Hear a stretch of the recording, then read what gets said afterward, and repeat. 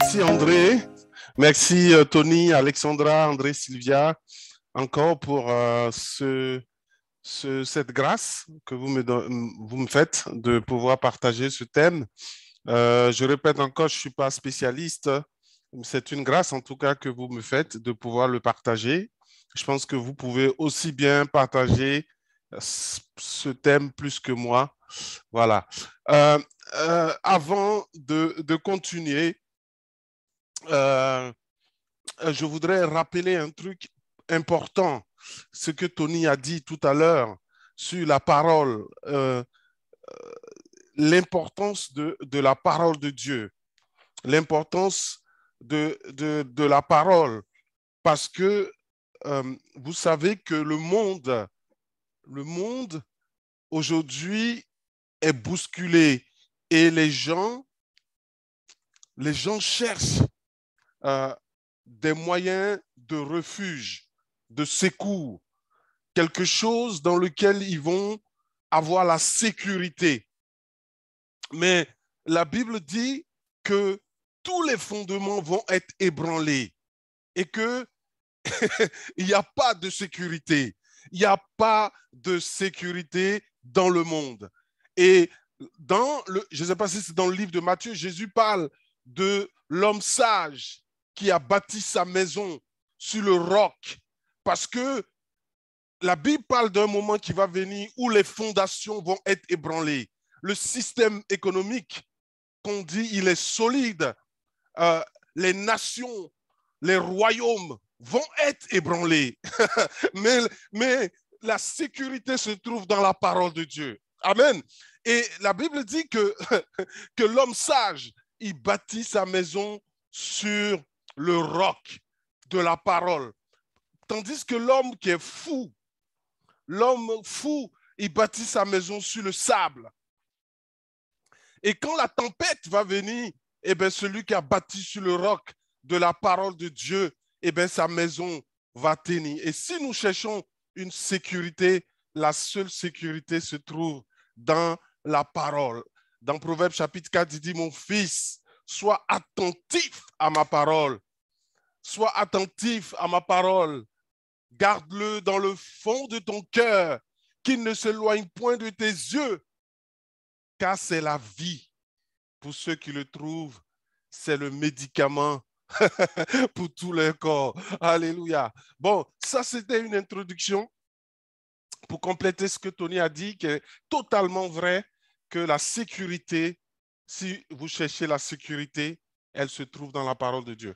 Alors, avant de continuer sur notre thème ce soir, donc, on va aborder, donc, on a commencé ce thème sur les finances du royaume.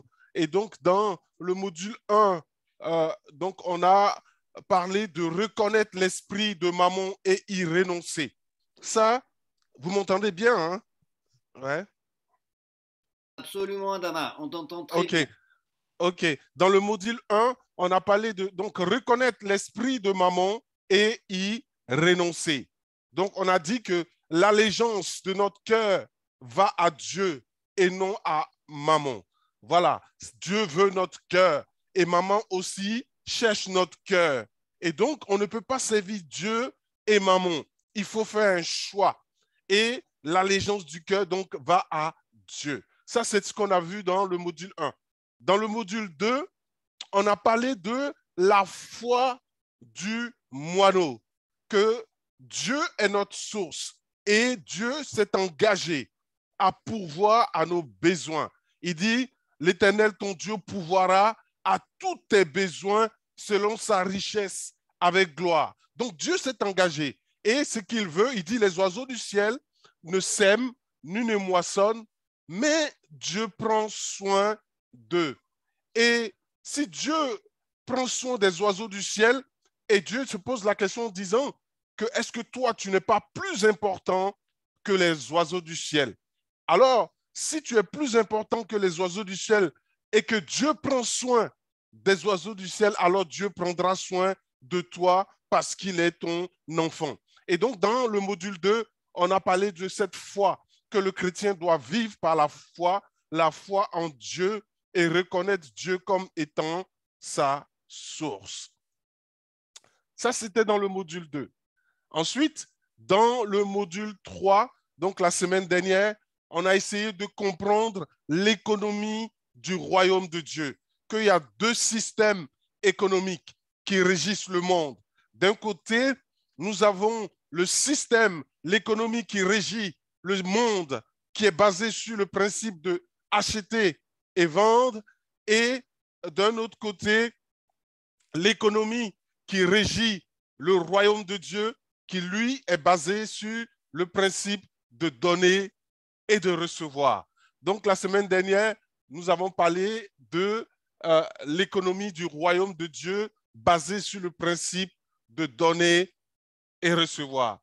Alors aujourd'hui, on va aborder un tout autre registre qui est extrêmement important, c'est de pouvoir comprendre les cinq usages de l'argent dans la Bible. Dieu a donné 5 usages de l'argent dans la Bible. Dans le livre de 2 Corinthiens chapitre 9, nous allons essayer de le décortiquer ensemble ce soir. Nous allons voir le premier usage de l'argent dans la parole de Dieu.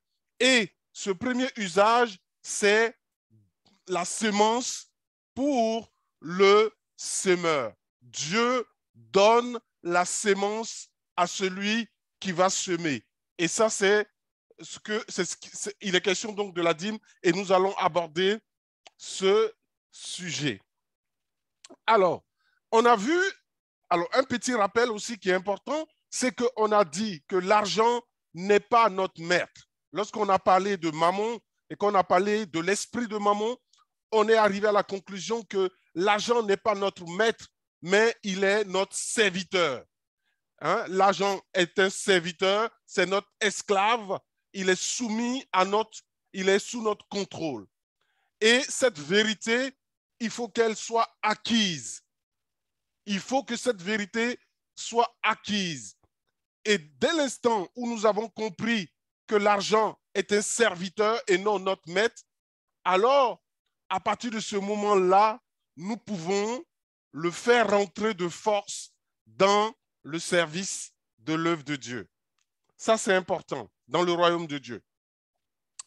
Alors, il y a 5 usages de l'argent. Et nous allons voir ensemble les 5, enfin, ce soir, nous n'allons pas voir les 5, nous allons voir le premier.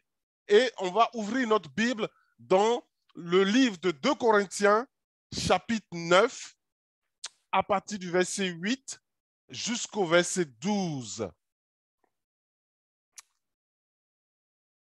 2 Corinthiens, chapitre 9, à partir du verset 8 jusqu'au verset 12.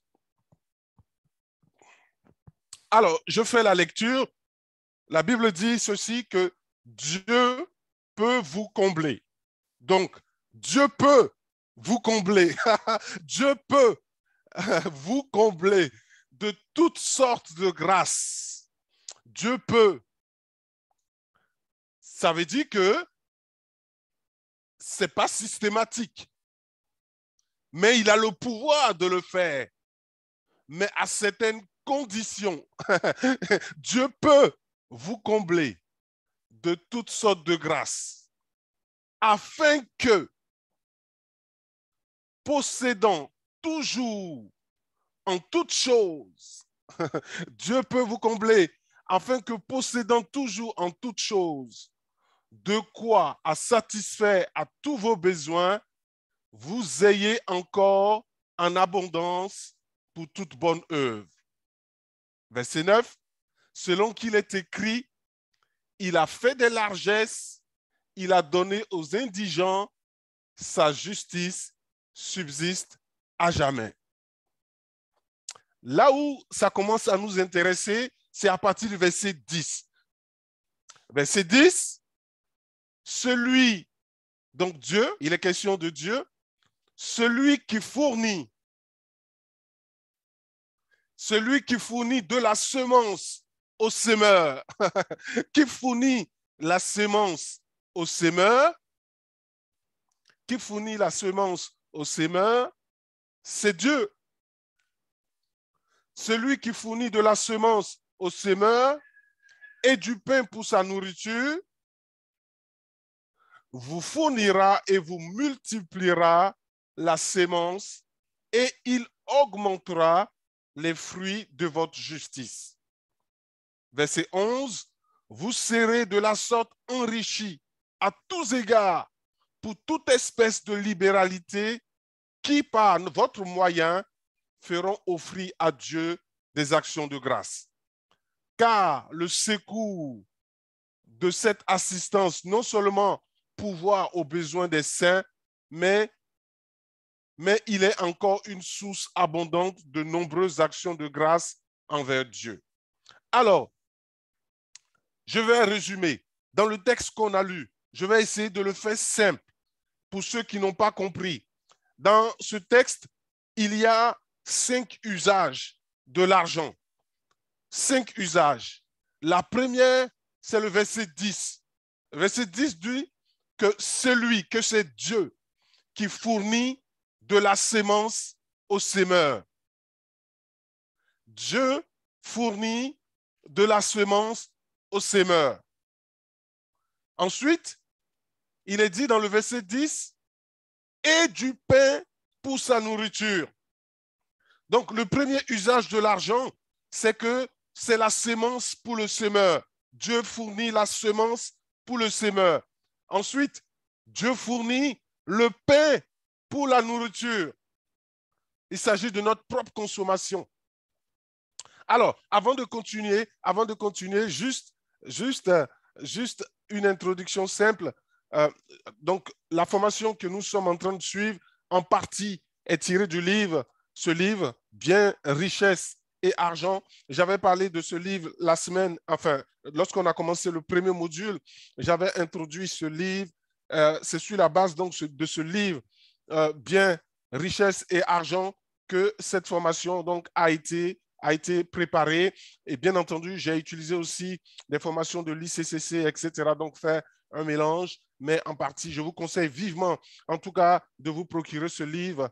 Et bien entendu, la Bible est le meilleur livre pour comprendre ce sujet. Donc, première utilité de l'argent, sémence pour le semeur, donc la dîme. Ensuite, 2, le pain pour la nourriture.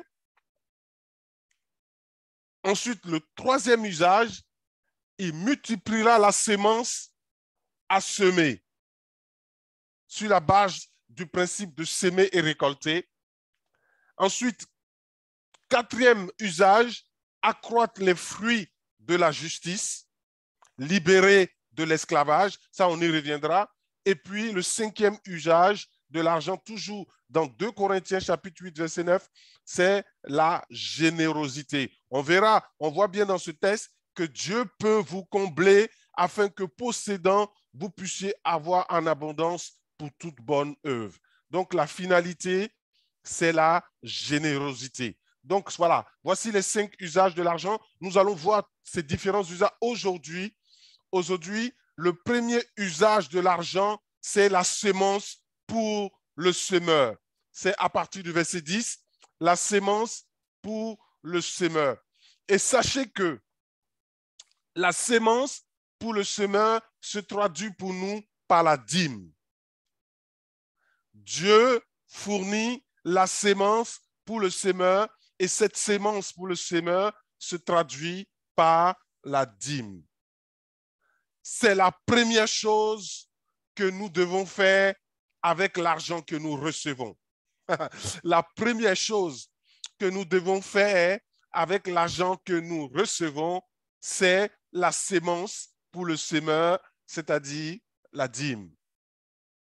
Alors, est-ce que la dîme est la première chose que vous faites avec votre argent? Ça, c'est une question que j'envoie à chacun d'entre nous. Vous pouvez répondre dans le chat. Vous savez, dans le chat, si vous pouvez écrire, vous pouvez répondre en toute liberté. Si vous ne voulez pas répondre, vous pouvez ne pas répondre. Mais comme ça, ça va me donner une idée globale du public que nous avons.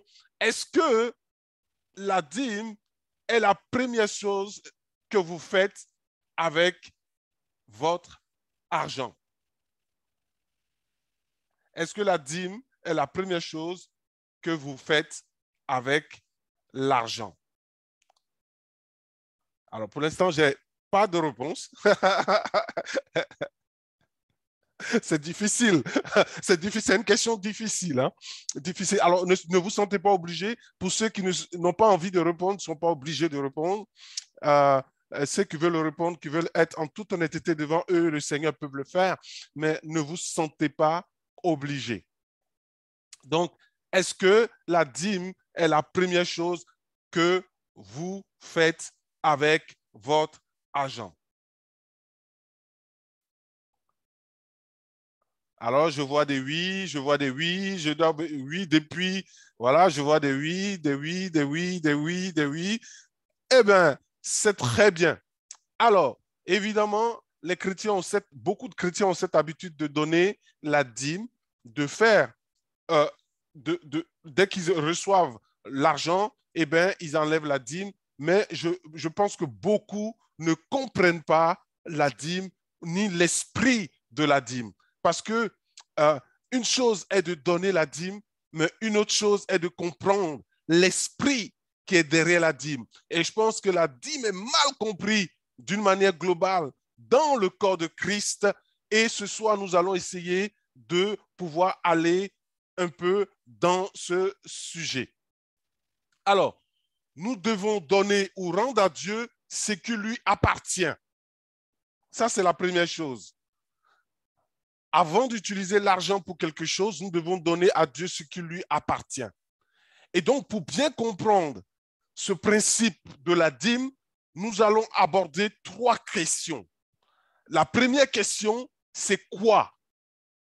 Qu'est-ce que c'est que la dîme? Quoi? On va regarder la notion du quoi. Ensuite, le deuxième point qu'on va regarder, c'est où? Est-ce qu'il y a un lieu où il faut donner la dîme? Ensuite, le troisième point, c'est quand? Est-ce qu'il y a un moment où il faut faire et donner sa dîme? Quand? Et ensuite, on va voir le pourquoi. Et ça, c'est un élément aussi important, le pourquoi je donne ma dîme. Et c'est là où beaucoup d'entre nous, souvent, nous passons à côté. Les motivations qui accompagnent le fait de donner la dîme. Donc, on va voir le pourquoi et le comment.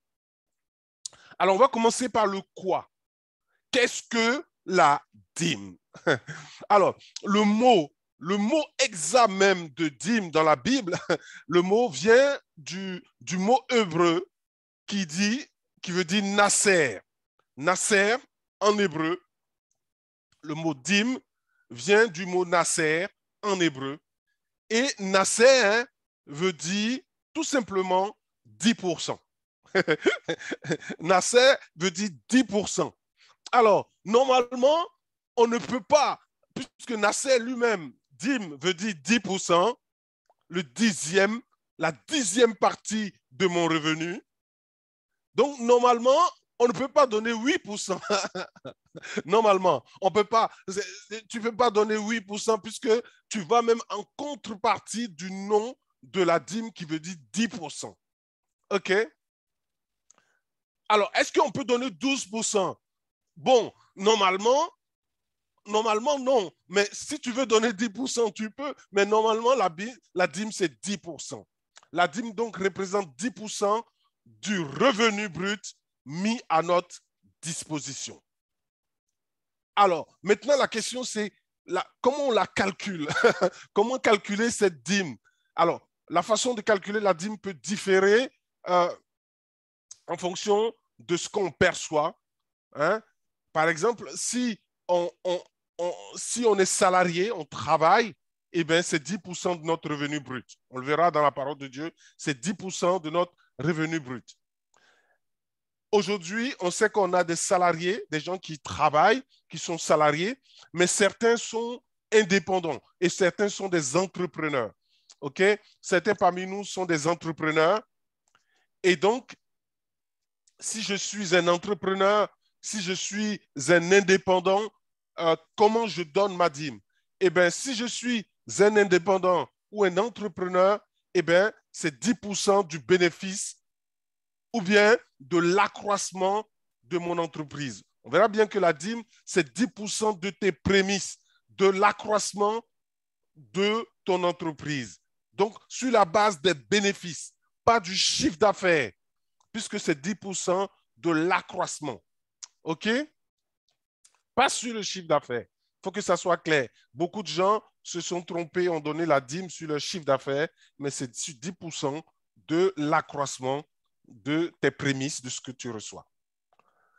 Alors, il y a certaines personnes qui sont dans la gestion immobilière. J'ai de l'immobilier ou des investissements. Donc, ça, c'est un peu difficile là, pour le coup, pour calculer la dîme, mais il faut calculer sa dîme sur la base des bénéfices réels de chaque transaction. Voilà. Chaque transaction immobilière que vous faites, vous calculez la dîme sur le bénéfice réel. Bénéfice réel, ce que vous obtenez. Alors, avant de continuer, on va voir ce que la dîme n'est pas. Ce que la dîme n'est pas. Première chose, donner la dîme n'est pas la réponse à vos problèmes financiers. Première chose, donner la dîme n'est pas la réponse à vos problèmes financiers. Ça, c'est beaucoup enseigné pour dire si tu as les problèmes financiers, alors donne la dîme. Donne la dîme, ça va régler tous tes problèmes financiers. Alors, ça, c'est important. Donner la dîme n'est pas la réponse à nos problèmes financiers. Et il faut savoir que beaucoup de gens ont essayé de mettre en œuvre une simple pratique, tu vois. Beaucoup de gens mettent en place une simple pratique sans comprendre, c'est ce que je disais tout à l'heure, la sagesse qui sous-tend la notion de la dîme. Ce n'est pas une pratique. Je fais quelque chose que je ne comprends pas. Il faut toujours, dans tout ce que le Seigneur nous enseigne, il faut comprendre, et c'est ce que Dieu dit, c'est ce que David dit à son fils Salomon. Il dit que faut que tu aies la connaissance, la compréhension de ce que tu fais, parce que tout ce que tu fais, sans avoir compris ce que tu fais, eh bien, tu ne peux pas vivre pleinement dans la bénédiction que le Seigneur a pour toi. Donc, le principe de comprendre est plus important que rentrer dans une pratique sans comprendre ce qu'on fait. La sagesse est importante. Et c'est pour ça que Salomon a demandé la sagesse en disant, Dieu, donne-moi la sagesse pour pouvoir guider ce peuple. Et le Seigneur lui dit, ben, parce que tu as demandé la sagesse, l'intelligence pour comprendre, alors je vais te donner plus que la sagesse, je vais aussi te donner la bénédiction. Donc l'esprit, la compréhension des choses est beaucoup plus important que le fait de pratiquer. Alors, deuxième mauvaise compréhension, c'est que donner la dîme n'enlève pas la malédiction financière. Ça, c'est important. Donner la dîme n'enlève pas la malédiction financière. C'est la foi dans le sang de Jésus qui a pour conséquence la faveur de Dieu. Ça, c'est important. Donner la dîme avec une attitude juste peut prévenir des désastres financiers. Je dis bien, donner la dîme avec une attitude juste peut prévenir des désastres financiers. Tandis que ne pas donner peut avoir des conséquences négatives sur notre situation financière. Ça, c'est important de le noter. Je reprends parce que c'est important. Donner la dîme avec une attitude, j'insiste sur l'attitude. Donner la dîme avec une attitude de cœur juste peut prévenir des désastres financiers, tandis que ne pas donner peut avoir des conséquences négatives sur notre situation financière. Ça, c'est important de le dire. Donc, je répète, seule la foi dans le sang de Jésus-Christ peut chasser une malédiction. On a beaucoup enseigné que quand tu ne donnes pas la dîme, tu es sous le coup d'une malédiction. Et donc, beaucoup de gens donnent la dîme pour chasser la malédiction. Seule la foi dans le sang de Jésus peut chasser une malédiction. Et ça, vous le voyez dans Galates chapitre 3, verset 13, la Bible dit, Christ nous a rachetés de la malédiction de la loi. Christ nous a rachetés de la malédiction de la loi, étant devenu lui-même malédiction pour nous, car il est écrit, maudit est quiconque est pendu au bois. Jésus est devenu malédiction pour nous. Il est mort sur le bois, il est devenu malédiction. Donc toi, tu n'as plus à subir la malédiction. Tu n'as plus à vivre dans la malédiction. À partir du moment où tu mets ta foi en Jésus, la malédiction est brisée puisque Jésus est devenu malédiction pour toi. Ce n'est pas la dîme qui te libère de la malédiction. Il faut enlever ce mensonge. Voilà. C'est le sang de Jésus qui nous brise la malédiction. Maintenant, j'arrive où devons-nous apporter la dîme? Où?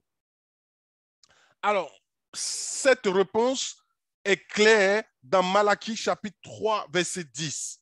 Malachie chapitre 3, verset 10 nous dit « Apportez la dîme dans la maison du trésor ». Dans la maison, on peut lire Malachie chapitre 3, verset 10. Peut-être qu'André peut nous le lire. Malachie chapitre 3, verset 10.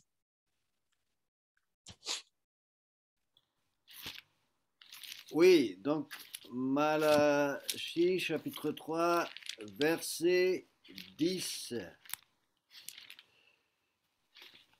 Le temps de trouver le passage. Apportez à la maison du trésor toute la dîme, afin qu'il y ait des provisions dans ma maison. Mettez-moi de la sorte à l'épreuve, dit l'Éternel des armées, et vous verrez si je n'ouvre pas pour vous les écluses du ciel, si je ne déverse pas pour vous la bénédiction au-delà de toute mesure. Amen. Apportez à la maison du trésor la dîme. Donc la maison du trésor est l'assemblée locale où vous êtes nourris. L'assemblée locale où vous êtes nourris.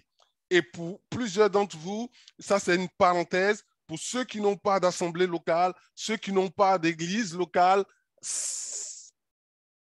je ne mets pas de pression, mais en tout cas, Malachie 3.10 nous dit, normalement, apporter la dîme dans la maison du trésor. C'est là où on est nourri, dans la maison, dans l'église locale où on est nourri. Alors, souvent on se pose la question, est-ce que la maison du trésor comprend les missions, les ministères par la radio ou la télévision ou l'école chrétienne, etc. Je ne vais pas aborder ce sujet, ok? Je laisse chacun décider, mais en tout cas, la maison du trésor dont il est question dans Malachie, chapitre 3, verset 10, est le lieu où vous êtes nourris spirituellement. Voilà. Donc, maintenant, quand nous devons apporter la dîme? Quand? La dîme est donnée au moment où le revenu est perçu. La dîme est donnée au moment où le revenu est perçu. Ça peut être mensuel, hebdomadaire ou journalier. Mensuel, hebdomadaire ou journalier, selon que le revenu l'est. Si je reçois un revenu mensuel, ça sera mensuel. Si je reçois un revenu hebdomadaire, ça sera hebdomadaire. Et si je reçois un revenu journalier, ça sera journalier. Voilà, c'est tout ce que je peux dire sur le quand. Maintenant, on en vient à un sujet important. Pourquoi devons-nous donner la dîme? Le pourquoi. C'est l'un des points les plus critiques. Le pourquoi. Alors, la raison pour laquelle le peuple de Dieu souffre se trouve en général, c'est dit dans la Bible, dans Osée chapitre 4, verset 6. Qu'est-ce que Dieu dit dans Osée 4, verset 6? Il dit, mon peuple est détruit parce qu'il lui manque la connaissance. Puisque tu as rejeté la connaissance, je te rejetterai. Et tu seras dépouillé. Oh là là, c'est fort ce texte. Puisque tu as rejeté la connaissance, eh bien moi, Dieu, je te rejette. Et tu seras dépouillé de mon sacerdoce, puisque tu as oublié la loi de ton Dieu, j'oublierai aussi tes enfants. C'est terrible ce texte. Faute de connaissance, c'est un mal. C'est une tragédie que de ne pas être informé, de ne pas avoir la connaissance, de ne pas avoir l'intelligence spirituelle.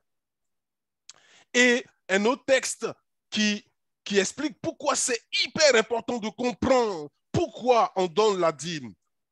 C'est Proverbe chapitre 5, verset 22. Proverbe chapitre 5, verset 22 à 23 dit « Le méchant est pris dans ses propres iniquités. » Le méchant est pris dans ses propres iniquités. Il est saisi par les liens de son péché. Verset 23, il mourra faute d'instruction. Il mourra faute d'instruction. Il chancelera par excès de sa folie. Ça, c'est encore une preuve pour montrer que le fait de ne pas avoir la connaissance spirituelle, de ne pas avoir la sagesse, c'est une tragédie pour nous et pour le corps de Christ d'une manière générale. Donc, ce qui est important de savoir, c'est de savoir ce qu'il faut faire et savoir comment il faut le faire. Savoir ce qu'il faut faire et savoir comment il faut le faire. C'est hyper important. Alors, nous allons voir maintenant les raisons. Pourquoi faut-il donner la dîme? Première raison, raison numéro 1. Pourquoi il faut donner la dîme? Et on le voit dans Jérémie. Jérémie, chapitre 6, à partir du verset 16. Donner la dîme, la première raison, c'est que c'est un antique sentier. Qu'est-ce que j'entends par antique sentier? C'est un principe universel défini par Dieu lui-même. C'est un principe universel défini par Dieu. On le voit, Jérémie chapitre 6, verset 16. Il dit, ainsi parle l'Éternel. Jérémie 6, verset 16. Ainsi parle l'Éternel. Placez-vous sur les chemins, regardez et demandez quels sont les anciens sentiers. Quelle est la bonne voie? Marchez-y et vous trouverez le repos pour vos âmes. Mais il répondit, nous n'y marcherons pas. Mais il répondit, nous n'y marcherons pas. Donc ici, dans Jérémie chapitre 6, verset 16, la Bible parle c'est ce qu'on appelle un antique sentier. Quelque chose qui est défini par Dieu. Ici, Dieu dit, ainsi parle l'Éternel, placez-vous sur les chemins, regardez et demandez quels sont les anciens sentiers. Ici, quand la Bible parle de anciens sentiers, c'est-à-dire c'est quelque chose qui existe depuis la nuit des temps, depuis que lorsque Dieu a créé le ciel et la terre. Donc, les anciens sentiers, quelle est la bonne voie? Marchez-y et vous trouverez le repos de vos âmes. Dieu est en train de dire qu'il y a des voies qui sont déjà définies depuis longtemps, que Dieu a établies et qui sont ce que la Bible appelle les antiques sentiers. Des choses qui sont comme des principes universels établis par Dieu. Je ne veux pas dire des lois spirituelles établies par Dieu dans lesquelles il faut marcher. Connaissez que dans la Bible, il est question de la loi des semailles et des moissons, qui est un antique sentier. La Bible dit tant que le ciel et la terre existeront, eh bien, les semailles et les moissons se succéderont. Que tu le veuilles ou non. que tu le veuilles ou non, tant que le ciel et la terre existera, les sémailles et les moissons existeront. Alors, pourquoi donc? Raison numéro un, c'est un antique sentier, quelque chose d'universel que Dieu a établi dès le commencement. Donc, vous savez que aucun agriculteur, vous m'entendez bien, hein? J'espère. Oui. Vous savez donc qu'aucun agriculteur ne mange la sémence ou ce qu'on appelle le sémi. Il la met de côté pour les sémailles suivantes. Quand vous allez voir un agriculteur, à moins qu'il soit idiot, un agriculteur, lorsqu'il a fait sa récolte, il ne va pas manger la sémence. Il va la mettre de côté pour la prochaine saison. Personne ne mange la sémence. Donc, le principe de la dîme n'appartient donc à aucune époque. Parce que souvent, les gens disent que la dîme, c'est la loi. Mais le principe de la dîme n'appartient à aucune époque, ni à aucune nation. Et ça, on le voit dans Hébreux, chapitre 7, versets 4 à 8. Donc, la dîme ne fait pas partie de la loi. Parce que la première mention de la dîme se trouve dans Genèse, chapitre 14, verset 20. Et ça, beaucoup d'entre vous, vous le savez. Je pense que la plupart d'entre vous, vous le savez, que la première mention de la Bible, c'est dans Genèse 14, verset 20, lorsque Abraham donne la dîme à Melchisédek, roi de Salem. On le voit, hein, à partir du verset 18 de Genèse, chapitre 14. La Bible dit que Melchisédek, roi de Salem, il fit apporter du pain et du vin. Et ce Melchisédek était sacrificateur du Dieu très haut. Et au verset 19 de Genèse, il a dit que, et il le bénit. Lorsque Melchisédek apporta, il le bénit et il dit, béni soit Abraham de par le Dieu très haut, possesseur des cieux et de la terre, et béni soit le Dieu très haut qui a livré, donc en parlant, il dit qu'il a livré tes ennemis en tes mains. La Bible dit que Abraham lui donna la dîme de tout. Donc, on voit bien que la dîme n'appartient à aucune époque. C'est un antique sentier, Jérémie, et que ça existe avant la loi. Ça, ce n'est pas quelque chose, je pense que la plupart d'entre vous, vous le savez. Première raison, pourquoi donner la dîme? Parce que c'est un antique sentier, c'est quelque chose qui a été établi par Dieu. Raison numéro 2, pourquoi nous devons donner la dîme? Eh bien, donner la dîme libère la puissance surnaturelle de Dieu dans nos finances. Ça, c'est une vérité. Donner la dîme libère la puissance surnaturelle de Dieu dans nos puissances, dans nos finances. Donc, le but de Dieu, ça c'est à noter. Pour ceux qui prennent des notes, comprenez que le but de Dieu, en nous donnant ou en nous demandant de donner la dîme, est d'engendrer dans nos cœurs la foi du moineau. On l'a vu dans le module 2, que le principe qui sous-tend le royaume de Dieu, c'est la marche par la foi. Que Dieu veut que nous marchions par la foi. La vie chrétienne est une vie de foi. Or, sans la foi, il est impossible d'être agréable à Dieu. Et donc, Dieu veut que nous puissions marcher par la foi. Et le fait de donner la dîme permet d'engendrer dans nos cœurs la foi du moineau. La raison numéro 3, pourquoi nous devons donner la dîme, c'est que Dieu ne veut pas notre argent, il veut notre cœur. Dieu ne veut pas notre argent, il veut notre cœur. Et d'une manière globale, souvent, les finances représentent le fruit de notre labeur. Souvent, c'est le temps que nous passions. Et donc, ça représente quelque chose qui est hyper important. Et donc, en demandant aux chrétiens, à nous qui sommes ses enfants, de donner la dîme, ce n'est pas parce que Dieu veut notre argent, mais parce qu'il veut notre cœur.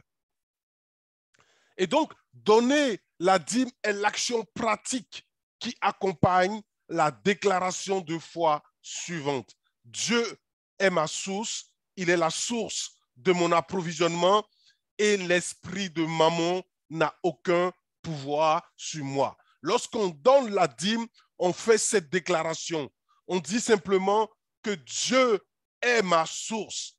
Il est la source de mon approvisionnement. Ce n'est pas l'argent. Donc, je prends l'engagement de donner la dîme et donc, par cet acte, eh bien, je dis que l'esprit de Mammon n'a aucun pouvoir sur moi. Ensuite, la raison numéro 4. Raison numéro 4 de pourquoi nous donnons la dîme, c'est délivrer l'individu ou la famille de la peur pour les finances. Souvent, nous sommes pris par la peur, et ça on l'a vu dans le module 1, que la peur souvent de pouvoir libérer les finances est symptomatique de la présence d'un esprit de mammon. Et lorsqu'on prend la décision de donner la dîme, on se libère complètement et on brise cette influence que peut avoir l'esprit de mammon sur notre vie.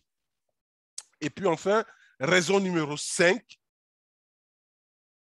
on l'a dit, briser donc, désacraliser les propriétés sacrées qui sont tentées d'attribuer à l'argent. Vous savez que l'esprit de mammon veut que nous puissions attribuer à l'argent un pouvoir sacré, que l'argent est sacré, qu'il a de la valeur. Et quand on prend la décision de donner la dîme, eh bien, on brise, on désacralise, on brise cette idée qu'il y a de propriétés sacrées qui sont attachées à l'argent. L'argent a été conçu par l'homme pour acheter et vendre. Donc, à partir du moment où, quand vous donnez l'argent sans espoir de recevoir, et ça, nous l'avons dit, que lorsqu'on donne de l'argent sans espérer en recevoir quelque chose d'égal en retour, on introduit l'argent dans la grâce. Ça, c'est hyper important. Alors, maintenant, j'arrive au point, comment devons-nous donner la dîme? Comment devons-nous donner la dîme? Alors, je dis ceci, puisque Dieu ne cherche pas notre argent, mais notre cœur, l'attitude dans laquelle nous donnons la dîme est essentielle. Dieu ne cherche pas notre argent, il cherche notre cœur. Et à partir de ce moment-là, l'attitude avec laquelle on donne la dîme est très importante.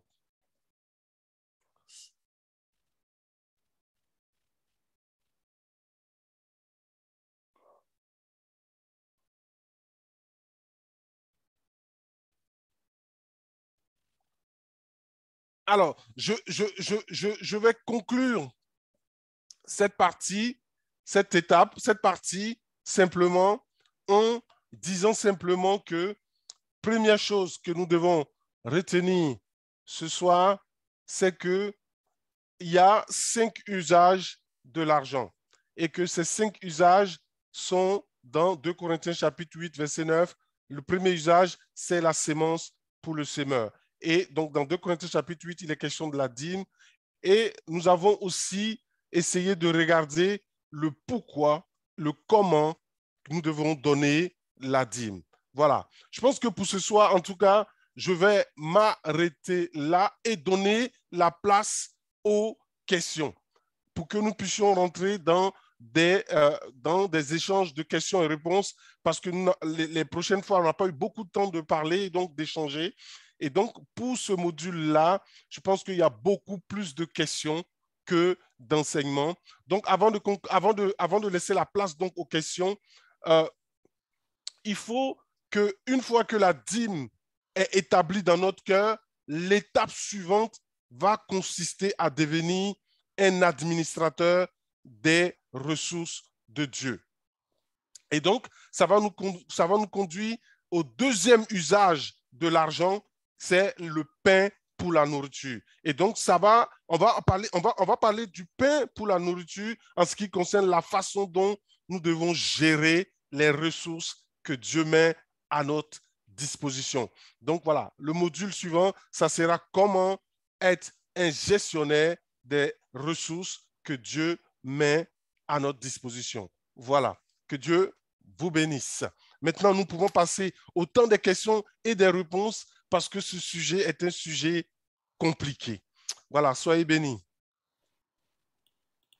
Alors, merci Adama. Alors, Donc, je ne sais pas, André, avant de continuer, si toi et Tony, vous voulez compléter ce sujet, vous pouvez aussi rajouter des éléments. alors, on va passer tout de suite au temps des questions et des réponses parce que je pense que vous avez beaucoup de questions.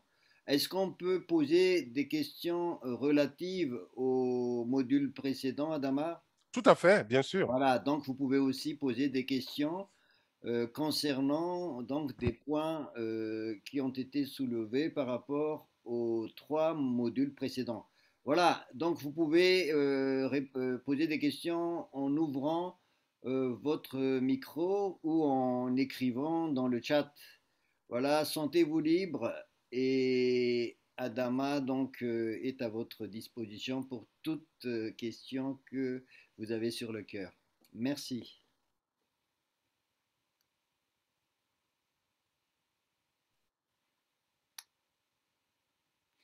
Alors, je vais commencer par une question, Adama, Vas-y. pour laisser les frères et sœurs pour qu'ils puissent préparer. Alors, tu l'as peut-être déjà répondu en partie, mais je pense que c'est une des questions qui traverse l'esprit quand on entend la dîme.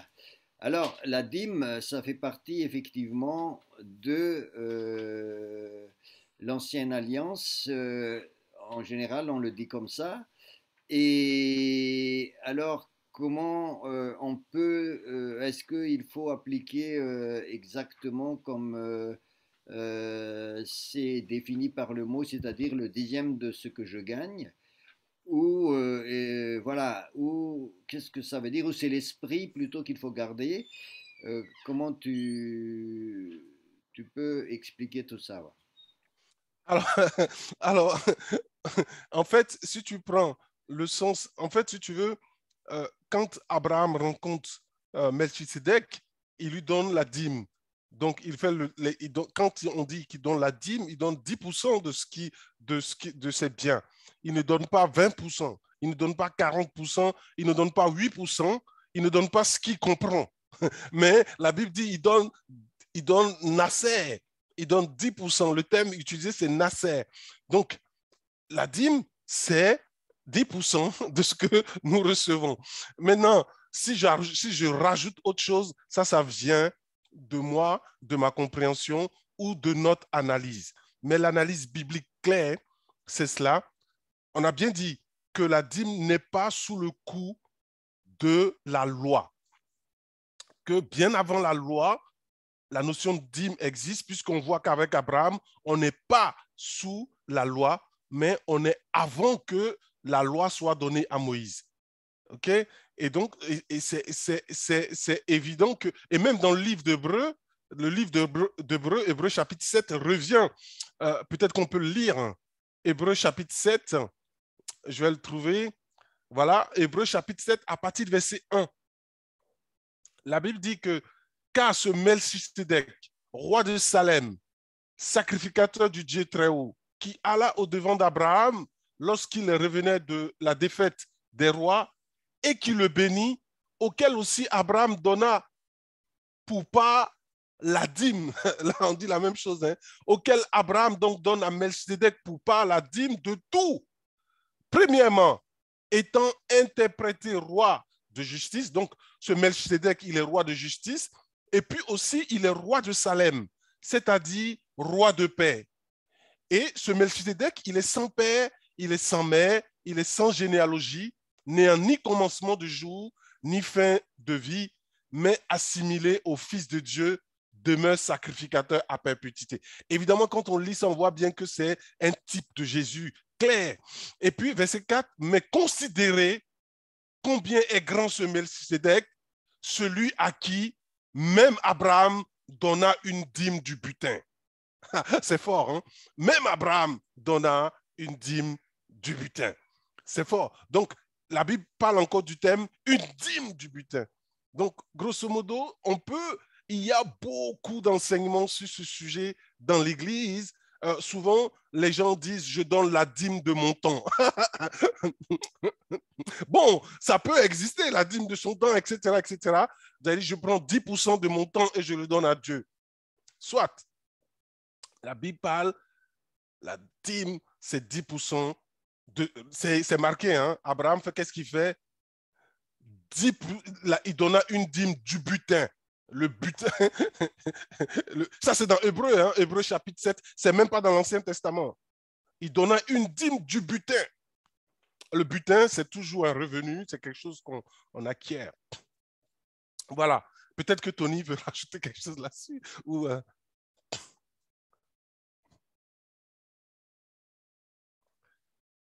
Do you understand the question, Tony? We praise God for the word that you shared. It was excellent. Yeah, gloire à Dieu, la parole que tu as partagée, c'est magnifique.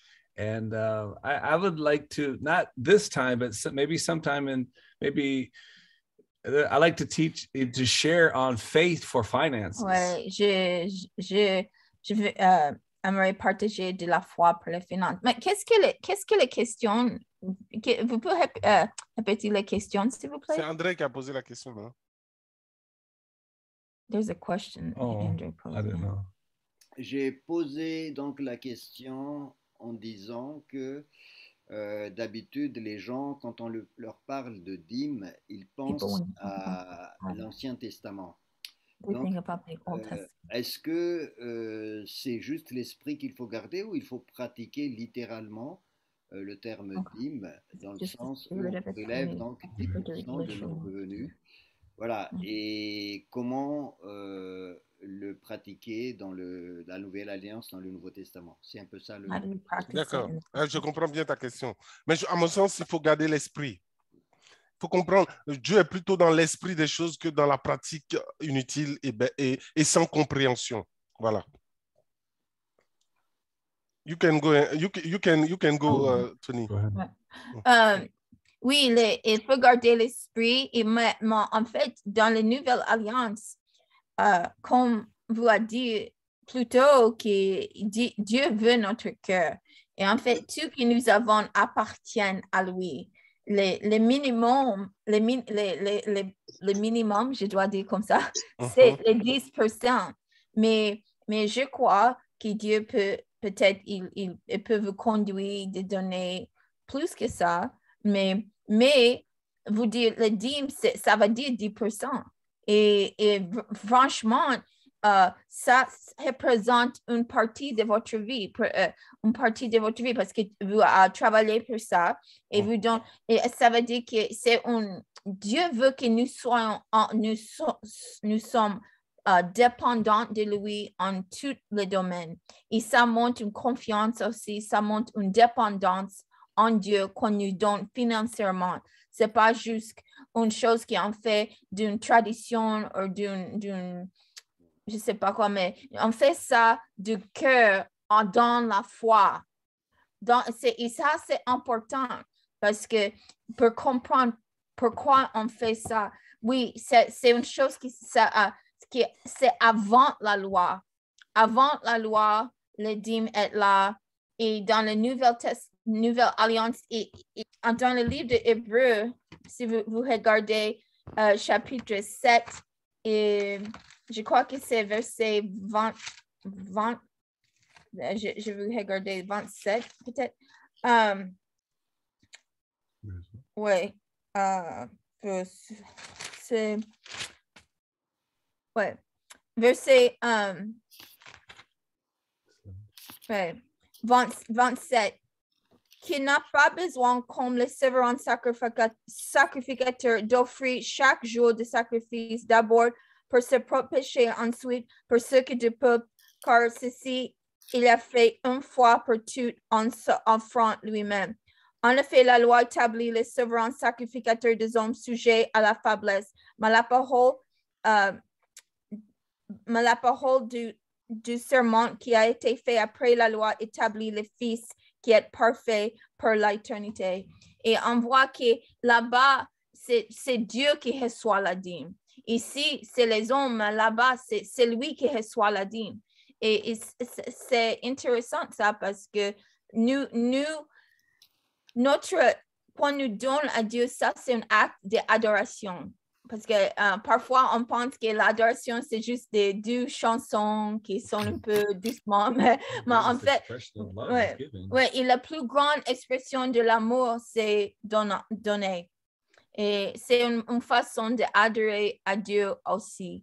Amen. Mais, c'est ça qu'on voit dans la nouvelle alliance, c'est notre cœur appartient à lui. Ici, il a notre cœur, il a tout que nous avons. Mais je n'ai pas dit ça parce qu'il va exiger tout que nous avons. Non, c'est pas ça. Mais on donne tout avec notre cœur dans la foi.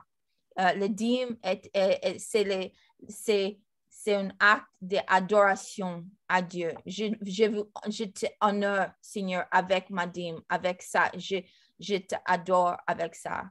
Parce que ça, l'obéissance dans tous les domaines de la parole de Dieu, c'est un acte d'adoration à Dieu. Quand nous obéissons à Dieu, ça veut dire que je t'adore, tu es mon Seigneur, mon Sauveur, et je t'adore. Amen. Amen. Alors, j'ajouterai un petit peu pour, je dirais, compléter. C'est que Adama a parlé du principe des semeilles et de la moisson que Dieu a établi juste après Noé. Donc ça, c'est dans Genèse chapitre 8, verset 22. Tant que la terre subsistera, les semeilles et la moisson, le froid et la chaleur, l'été et l'hiver, le jour et la nuit ne cesseront pas. Donc ça fait partie des principes de la semence et de la moisson et qui, je dirais, subsistent quelle que soit l'alliance dans laquelle on se trouve.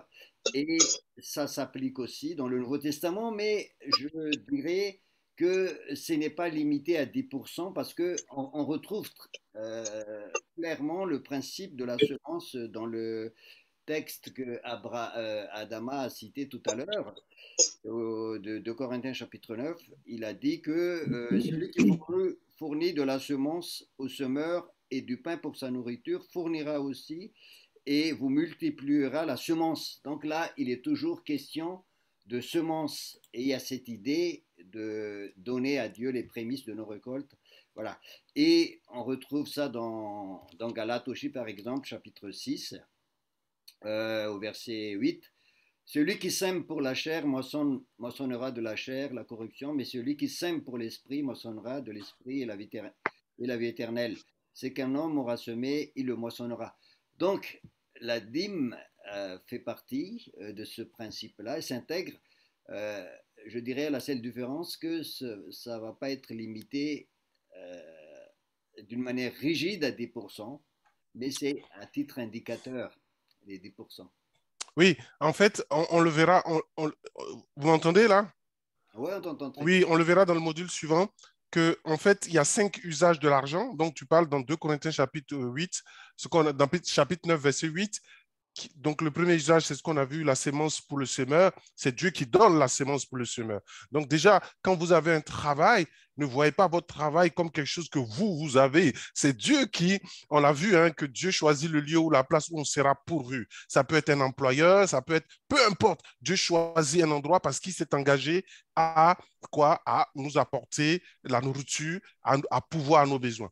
Maintenant, dans ce principe de l'utilisation de l'argent qu'on a vu dans 2 Corinthiens chapitre 8, il est question aussi de la générosité, c'est ce que tu as dit, puisque à côté de la dîme, il va y avoir de la générosité. Parce qu'en fait, dans le royaume de Dieu, le principe, c'est donner et recevoir. Et dans donner et recevoir, au-delà de la dîme, le chrétien rentre dans un principe de générosité, c'est-à-dire de donner. Et on le verra que lorsque vous donnez, vous êtes en train de pouvoir mettre dans une banque céleste que la Bible appelle la banque du trésor et qu'on verra plus tard.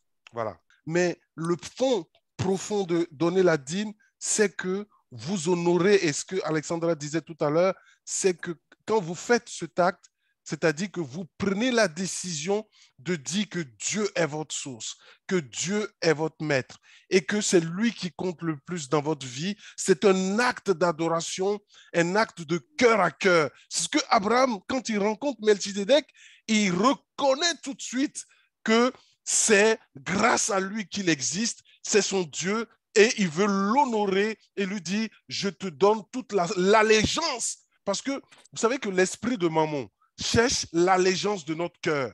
Il veut que notre cœur soit à lui. Et donc, il veut qu'on puisse donner à l'argent une valeur disproportionnée. Et donc, quand vous choisissez de dire, comprenez bien, la première personne que je vais honorer quand j'ai un revenu, c'est Dieu d'abord. Peu importe ce que cela peut me coûter, mais j'honore mon Dieu, je l'adore. Et là, c'est puissant. Là, c'est puissant et Dieu ne peut pas ne pas vous bénir parce que derrière cet acte spirituel se cache la bénédiction d'Abraham. Yes. Amen. Amen. Voilà. C'est juste une écriture que j'ai trouvé, c'est Hébreux, chapitre 7, verset 8. Ici, ceux qui perçoivent la dîme sont des hommes mortels, mais là, c'est celui dont il attestait qu'il est vivant.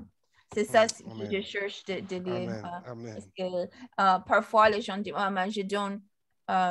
vraiment, votre dîme appartient à Dieu. Et quand nous donnons à lui, c'est de notre cœur par la foi. Hallelujah. C'est lui qui va recevoir. Amen. Amen. Je dirais c'est comme le principe de l'agriculteur. Hein, tout à fait. Qui reste valable, que ce soit dans l'ancien et dans le nouveau. Tout à fait. Voilà. Et ça reste, mais quand on est dans le nouveau, la différence, c'est que ce que disait Adama d'ailleurs, c'est de donner et recevoir. C'est l'initiative de donner. En fait, quand on est sous la grâce, Dieu a donné son Fils, je donne et je n'attends rien, ça c'est l'agapé de Dieu. C'est-à-dire, on n'est plus dans ce principe, je sème pour recevoir, mais je donne parce que j'aime le Seigneur. Hein? Nous l'aimons parce qu'il nous a aimé le premier. Et ça change tout en fait. Le principe de moissonner demeure, mais la motivation change complètement. On n'est plus sous le joug de la loi, mais on est sous le joug de la grâce et on donne parce qu'on l'aime, on l'adore, on adore Dieu. Mais le principe de semence et de moisson demeure parce que c'est un principe que Dieu a posé. Et voilà.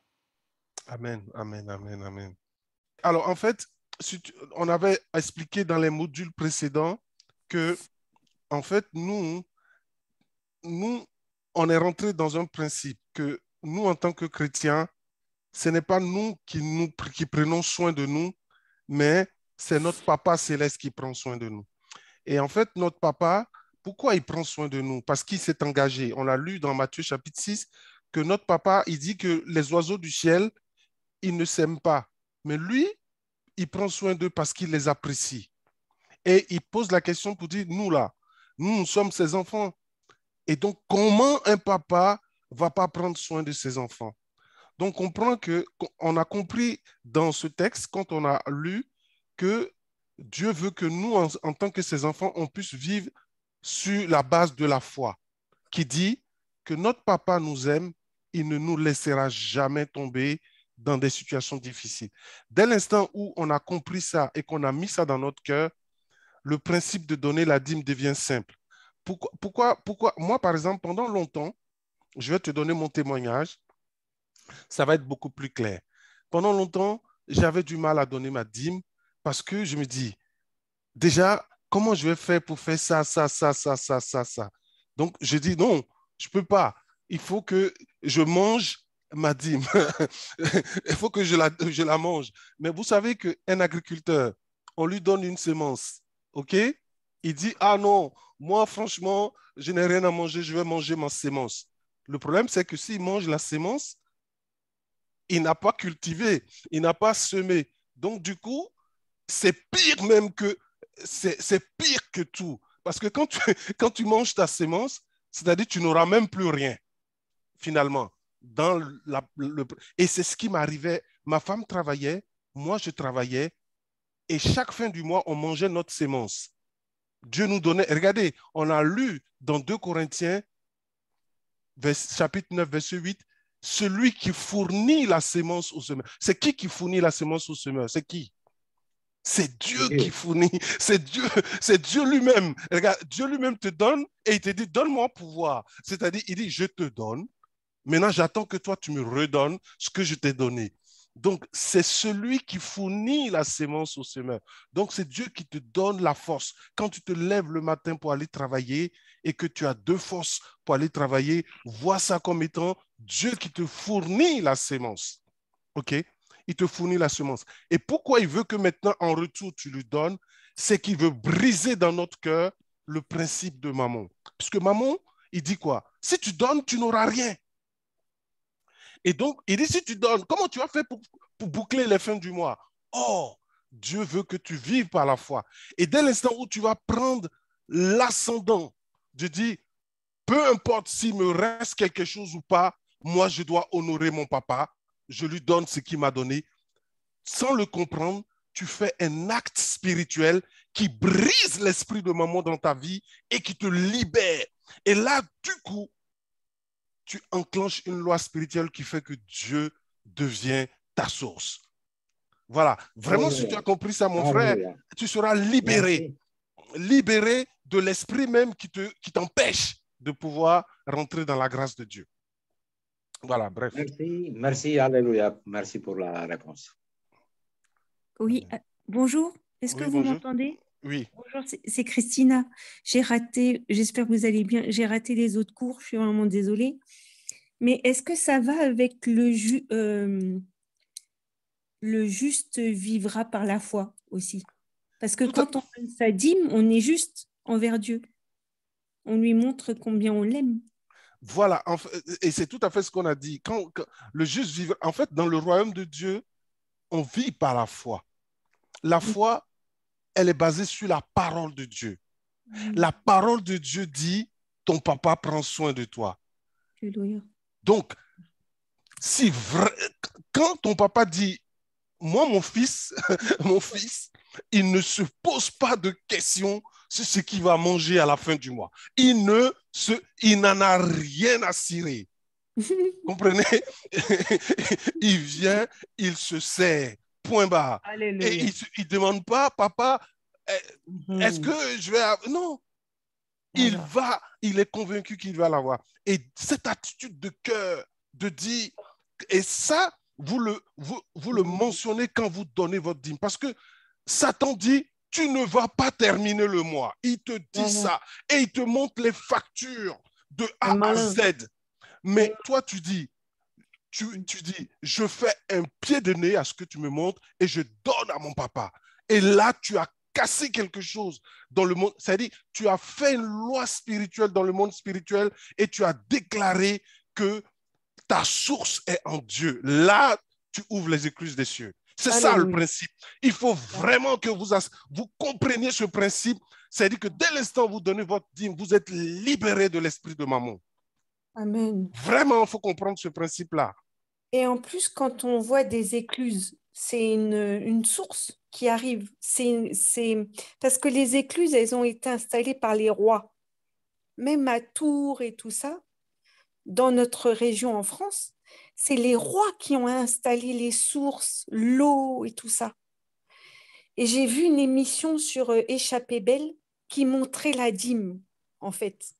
Et Dieu me disait, regarde ce que je fais avec ta dîme, Christina, j'ouvre les écluses et j'ouvre la source. Et après, it flows. It flows. Amen. Et ça, qu'est-ce que ça fait la dîme, en fait? Je ne sais pas si vous êtes pasteur, mais c'est magnifique, vos leçons. Moi, je suis... c'est Dieu qui vient dans nos bras quand on est avec vous, parce que, vous savez, dans un monde aussi difficile, c'est vrai que c'est pas facile, mais Dieu veut nous dire, regarde comme je t'aime, je t'aime, je t'aime. Amen. Amen. Moi, en fait, quand on a commencé à donner, à vraiment comprendre la dîme avec ma femme, c'était les moments les plus compliqués de notre vie. Bah oui. Et mais, quand on a compris, on a dit, même si demain on vient prendre tout ce qu'on a dans notre maison, on ne va plus jamais faire machine arrière. Parce qu'on a compris, en fait, pourquoi Dieu nous mettait devant cette réalité. Je vous ai dit dans les modules précédents que l'argent est le test d'acide de notre foi. Le test d'acide qu'on faisait avant, c'est qu'avant, on mettait de l'acide pour tester la validité. On mettait de l'acide si on voulait voir la validité de... Et donc, souvent... De l'or, non? Voilà, de l'or, c'est ça. Quand on voulait voir la validité de l'or, on mettait de l'acide qu'on appelle le test d'acide. Très bien, master. Et donc, l'argent est le test d'acide que Dieu va prendre. Parce que vous imaginez, vous vous levez le matin, vous allez travailler. C'est une partie de votre vie que Alexandra a dit. Mais quand vous lâchez cette partie de votre vie au travers de la dîme, alors vous rentrez, vous ouvrez les écluses des cieux, comme tu as dit, ma soeur. Et donc, avec ma femme, les moments les plus difficiles de notre vie, on a pris cette décision. Nous, aujourd'hui, quand on était célibataires, on était tous les deux, enfin, on était mariés, on n'avait pas d'enfants, on avait plus de problèmes que maintenant. Maintenant, on a 5 enfants, on a plus de charges et on s'en sort mieux qu'il y a quelques années quand on n'était que 2. C'est incroyable. J'arrive pas à comprendre comment c'est possible. J'arrive pas à comprendre comment c'est possible. Jésus, il est merveilleux. Amen. Alors, je vais juste peut-être aussi ajouter un petit peu ceci, comme Christina posait la question, le juste vivra par la foi. Et effectivement, quand on compare l'Ancien et la Nouvelle Alliance, c'est ce terme de la justification de la foi qui est mise en avant, tandis que dans l'Ancienne Alliance, en fait, c'est la loi. On respecte, on fait quelque chose pour avoir. Et dans la Nouvelle Alliance, je crois en l'amour de Dieu et la foi me permet d'agir. Et d'après ce qu'Adama a beaucoup insisté, la foi du moineau, c'est justement parce que je suis réconcilié avec Dieu, je suis son fils, je suis sa fille bien-aimée, donc je n'ai plus aucune raison de douter dans son amour. Et par la foi, et donc la foi, c'est cette confiance dans l'amour de Dieu et qui, je dirais, est plus important même que la loi des semets et de semences. Amen. Parce que, je dirais, c'est notre amour et notre adoration pour le Seigneur qui va primer avant tout, mais qui va déclencher aussi la loi des semets et de la semence. C'est ça. Quand je sème, je moissonne, ça reste vrai. Hein, mais c'est surtout... on n'a plus de crainte parce qu'on est des enfants de Dieu et on sait qu'il prend soin de nous. Amen. Amen. Merci beaucoup. Amen. Amen. Et donc, le juste vivra par la foi, ce n'est pas juste la question d'argent, mais c'est aussi tout l'enseignement de la parole de Dieu. Je crois en ce que la Bible dit, je crois que je suis fille de Dieu, je suis sauvé, j'ai le Saint-Esprit en moi, je marche par la foi, et dans les questions de finances, je marche par la foi aussi. Amen. Amen. Alléluia. Merci Jésus. Merci. Bonsoir à tous. Bonsoir. Bonsoir, c'est Pascal. J'avais une question. Alors, est-ce que la dîme équivaut l'offrande? Alors, en fait, dans le début de la formation, on a défini ce que c'est que la dîme en disant que la dîme représente 10%. En fait, le terme dîme nasser en hébreu veut dire 10%. Donc, la dîme, c'est 10% de nos revenus.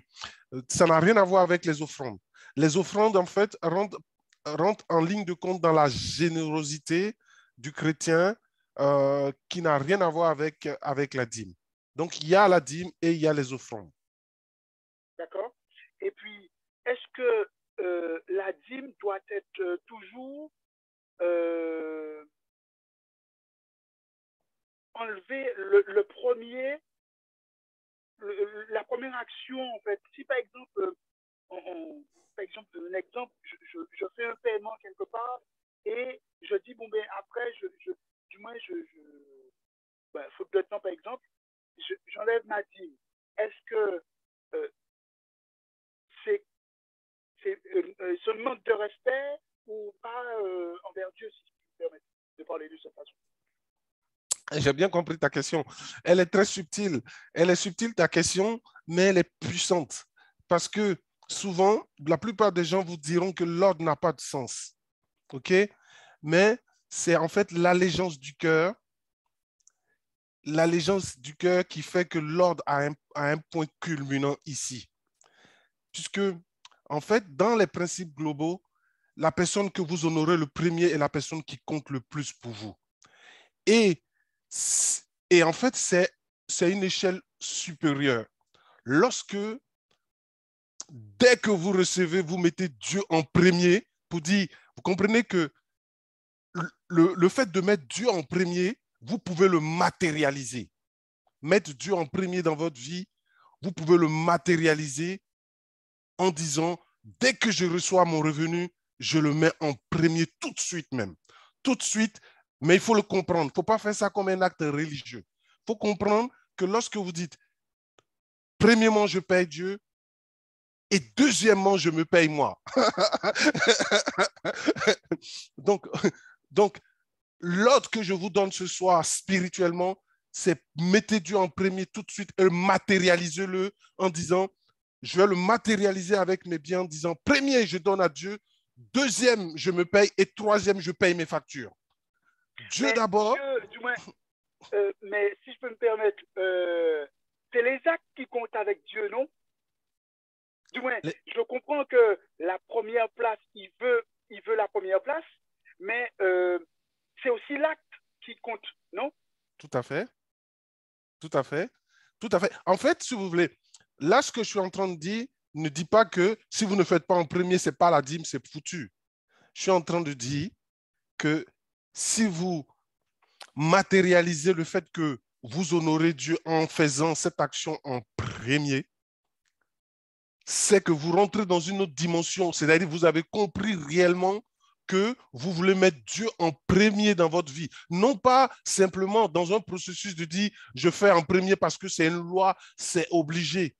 Vous savez, regardez par exemple un truc simple. Quand vous aimez quelqu'un, eh bien, la personne vient en premier dans votre vie. En premier sur toute la ligne. Vous comprenez? Et ce principe-là, souvent, on le voit. On le voit même quand Dieu est premier dans votre vie. Eh bien, tout ce que vous faites, eh bien, vous l'honorez d'abord en premier. Vous l'honorez en premier. Et donc, le fait de donner sa dîme en premier peut être un acte spirituel fort pour dire je mets Dieu en premier. Après, ce n'est pas une loi. Si vous simplement vous donnez votre dîme, vous donnez votre dîme. Comprenez? Moi, personnellement, j'ai choisi de le mettre en premier pour matérialiser au monde spirituel, c'est-à-dire à Satan et à tous, que la première personne qui compte le plus pour moi, c'est Dieu. Point. Et je le matérialise dans mes finances. Et je fais un pied de nez à l'esprit de maman. C'est vraiment ce principe-là que je veux marteler dans le monde spirituel. Voilà. Voilà. Et les offrandes, ça compte ou pas? Quand tu dis ça compte, tu veux dire quoi? C'est-à-dire, est-ce que... Alors, je comprends bien que ça ne peut pas... ça n'a peut-être pas la même valeur que la dîme, mais est-ce que pour Dieu, du moins, il y a une considération quand même? Non, en fait, Dieu ne considère pas la dîme plus que les offrandes. Dieu considère sa parole. C'est-à-dire que la parole de Dieu est plus importante que... C'est pour ça que j'ai parlé de comprendre le principe plutôt que la façon de donner. C'est le principe. Pourquoi Dieu exige? J'ai donné 5 raisons pour lesquelles Dieu exige, Dieu veut qu'on puisse l'apporter la dîme. Donc, le principe même de donner la dîme, c'est de dire que je mets Dieu en premier, qu'il il a la première place de mon adoration et donc c'est lui que j'honore en premier.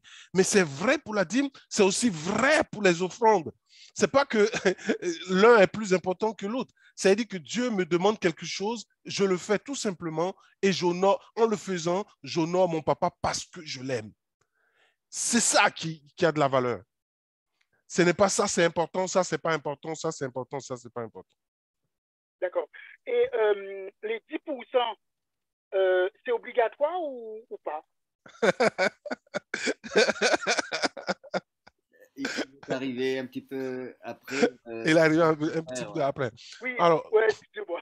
Ouais. Mais c'est pas grave. Alors, peut-être qu'il verra le replay après. Alors, en fait, on a dit que en fait, Dieu, dans la Bible, Abraham, il a donné 10% à Dieu, ok? Il a donné 10% parce que c'est un antique sentier. Dieu a établi dans sa préscience cet antique sentier, donc de 10% de nos revenus. Mais en fait, si tu regardes bien, le thème 10% n'est pas choisi au hasard. Parce que même quand tu regardes dans l'économie globale, en fait, 10% de tes revenus, en fait, les banquiers, en fait, quand ils veulent te prêter, ils vont te prêter jusqu'à 33%, de tes... Pardon? Taux d'endettement. Voilà, on parle de 33% du taux d'endettement. Ça veut dire que on considère que les 1/25e de ce que tu reçois tu ne peux pas vivre, tu peux pas vivre. Voilà, c'est ça. Et donc, Dieu lui-même pas en dessous. C'est-à-dire que ce que Dieu demande est tellement minime. C'est 10%, vraiment 10%, c'est rien du tout. Même le banquier, il ne demande pas ça. Le banquier lui demande 33% de taux d'endettement. Donc, c'est le minimum des minimums. Donc, ce n'est pas quelque chose qui est au-delà de nos forces, c'est quelque chose qui est faisable. Pourquoi Dieu a mis la barre aussi basse? Parce que simplement, Dieu ne veut pas nous mettre la corde au cou. Il sait qu'avec 10%, on peut bien vivre au-delà. Mais simplement, il veut voir en évidence. Vous savez que notre foi, elle est testée. Notre amour pour Dieu, elle est testée. Et le test d'acide, c'est est-ce que je suis capable d'honorer Dieu avec ce que j'ai qui me tient le plus à cœur? Est-ce que je peux lâcher? Vous savez, le jeune homme juste, il était tellement pris dans les pièges qu'il ne pouvait pas lâcher. Il pouvait pas lâcher ses ressources. C'est impossible. Et donc, Dieu fait le test d'acide en disant, est-ce que tu es capable de lâcher ça pour moi? Est-ce que tu peux lâcher que 10% de ce que tu as pour moi? Pas parce que je veux ton argent, mais je veux ton cœur. Je veux ton cœur. Merci beaucoup. Et puis, félicitations, c'est très instructif. Et j'ai beaucoup appris, en fait. Et voilà, Dieu fait bien les choses. Dieu fait bien les choses. Je pense que j'en avais besoin d'une orientation de ce genre. Et merci beaucoup. Merci beaucoup.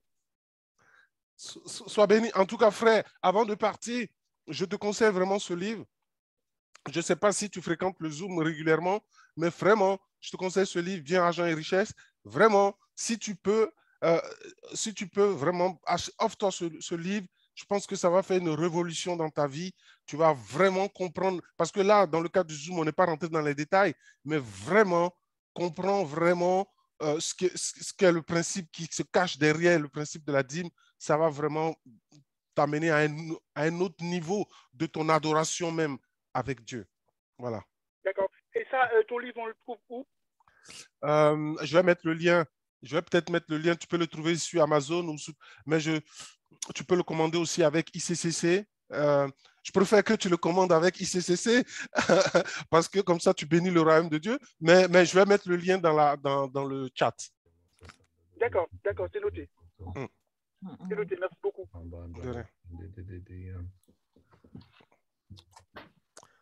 Voilà. Merci Adama. Est-ce qu'il y a d'autres questions? Je pense qu'on va écouter la dernière parce que le temps avance très vite. On est à 22h17. Est-ce qu'il y a une dernière question, une question que vous avez vraiment à cœur de poser?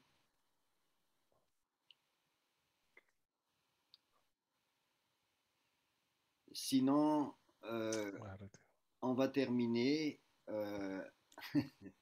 On va terminer. On va demander à Alexandra de bénir le Seigneur pour ce temps passé ensemble. Tu veux remercier le Seigneur, Alexandra et Tony? Oui, bien sûr. Oui, bien sûr. Merci, André. Et aussi, on veut avoir une opportunité de recevoir une offrande pour Adama, n'est-ce pas? Absolument. Oui. Donc, les personnes qui veulent donc effectivement apporter leur soutien à Adama, je vais afficher dans le chat donc les coordonnées du compte Ensemble pour le Royaume, et vous pouvez mettre mention dans Adama pour qu'on puisse donc remettre à Adama le soutien, le don que vous voulez lui donner. Voilà. Alléluia. Amen.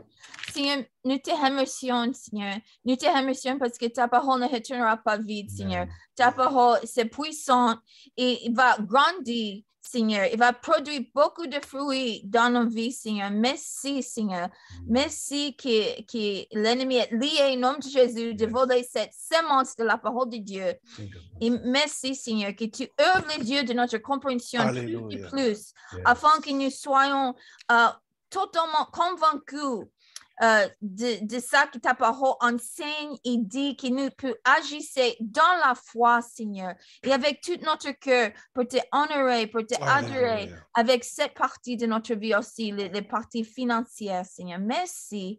Nous te adorons, Seigneur. Dans le nom de Jésus, merci pour cet enseignement. Et merci pour la vie d'Adama. Nous le bénissons dans le nom de Jésus. Et merci que tu donnes à lui plus et plus de révélations dans ce sujet, Seigneur. Qu'il peut bénir la vie de beaucoup de gens. Avec cet enseignement, Seigneur. Ouvre la porte pour lui et pour son ministère, qu'il peut plus en plus partager cette révélation de la finance du royaume. Dans le nom de Jésus, nous te remercions, Seigneur. Merci.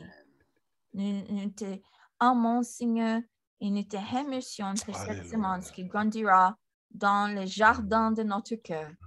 Au nom de Jésus. Amen. Amen. Amen. Gloire à Dieu. Amen. Amen. Amen. Amen. Adama, est-ce que tu peux nous rappeler rapidement le sujet pour la semaine prochaine? Alors, en fait, on a commencé à voir les 5 usages de l'argent dans la Bible. Donc là, aujourd'hui, on a vu le premier, donc la sémence pour le semeur. Et donc, le second qu'on va voir, c'est le pain pour la nourriture. Donc, déjà, le semeur, la sémence pour le semeur, c'est la dîme. Ensuite, le pain. Donc, la prochaine fois, donc, ça sera donc gérer nos finances. Comment gérer nos finances. Voilà. C'est un point très important aussi, hein? Oui, tout à fait. Ouais. Tout à fait. Merci beaucoup, les amis. Donc, que Dieu vous bénisse. Bonne soirée et à très bientôt, à la semaine prochaine pour la suite. Amen. Soyez bénis. Soyez bénis. Soyez bénis. Bye bye. Bye bye. Amen. Soyez bénis. Amen.